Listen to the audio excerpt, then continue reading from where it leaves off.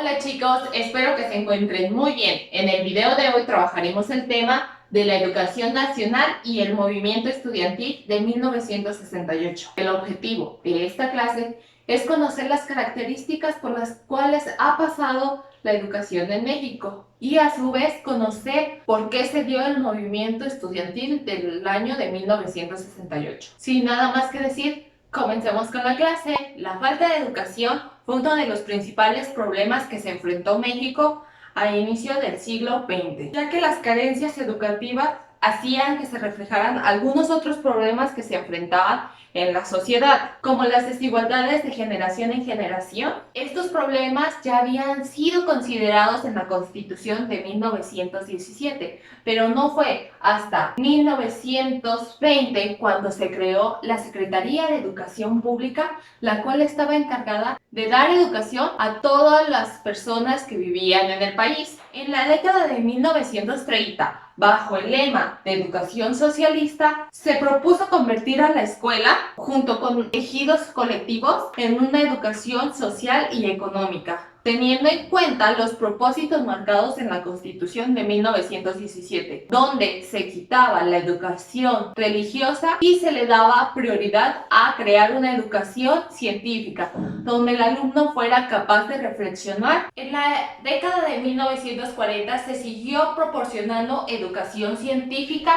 y apreciación en las artes. No obstante, se descuidó la educación rural e indígena, también la educación de maestros. Debido a estos problemas que se enfrentaron, se propusieron diferentes reformas, las cuales fueron implementadas por Jaime Torres Bodet, secretario de Educación Pública, el cual generó cambios en los planes vigentes de la época. En 1959 se considera necesario la implementación de libros gratuitos. La educación universitaria tuvo diferentes cambios. Uno de estos reflejados fue en el tiempo de 1930 a 1970, donde se crearon diferentes universidades en estados como Nuevo León, Jalisco, Puebla, Querétaro, Campeche, Hidalgo y San Luis Potosí. En estas universidades públicas se desarrollaron las capacidades sociales y económicas de personas para poder potencializar el país. En el verano de 1968, bajo el ejercicio del derecho a expresarse libremente, ocurrieron diferentes marchas, las cuales eran de estudiantes que se rebelaban ante el gobierno de la Ciudad de México. Estas fueron silenciadas bajo violencia y también encarcelaron a diferentes personajes que participaron en estas huelgas. En este tiempo, los ojos del mundo estaban en México, ya que por primera vez se llevarían a cabo los Juegos Olímpicos. Al mismo tiempo, el mundo vivía los conflictos provocados por la competencia entre la Unión Soviética y Estados Unidos por proponer su dominio político y económico, lo que se conoció como la Guerra Fría y provocó que la libertad de expresión se viera limitada. En México, un sector de la juventud compartía estos ideales y la represión de la que había sido objeto, una vez más, les dio la oportunidad de protestar y exigir cambios. A su protesta se unieron trabajadores, profesores, amas de casa y ciudadanos inconformes con el autoritarismo del gobierno, el cual acusó a los estudiantes de ser una amenaza para la paz social. El 2 de octubre de 1968 se organizó un mitin en la Plaza de las Tres Culturas en Tlatelolco, en la Ciudad de México. Ahí demandaron a las autoridades la desaparición del cuerpo de los granaderos, la destitución del jefe y subjefe de la Policía Metropolitana y del jefe del batallón de granaderos, la eliminación del delito de disolución social del Código Penal, la indemnización a los familiares de los estudiantes muertos y heridos por las protestas llevadas a cabo en el mes de julio y garantías para los estudiantes. En respuesta, los manifestantes fueron agredidos, muchos murieron, otros resultaron heridos y encarcelados. La hostilidad del gobierno y de los medios de comunicación hacia el movimiento estudiantil fue tal que su magnitud fue silenciada.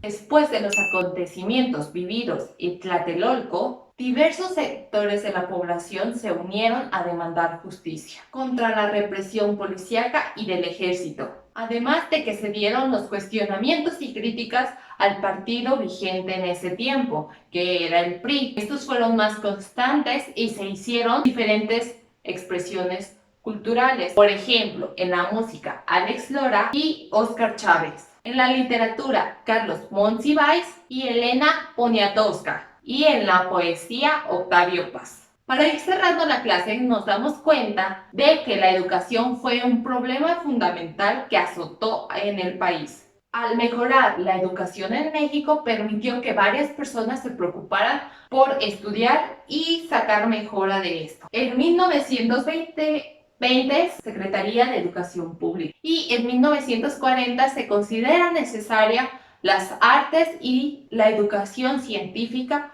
para el desarrollo de habilidades de las personas. También nos damos cuenta que el evento que aconteció el 2 de octubre de 1968 es uno de los hechos más lamentables en el país, ya que se cobró la vida de varios inocentes. Las manifestaciones realizadas el 2 de octubre de 1968 fue uno de los hechos más lamentables vividos en el país, ya que se cobraron la vida de muchos inocentes y de personas que reclamaban simplemente sus derechos, mostrándonos que nuestro país era cero tolerable a la expresión. Ahora te toca a ti. En tu correo encontrarás el archivo con la actividad a realizar.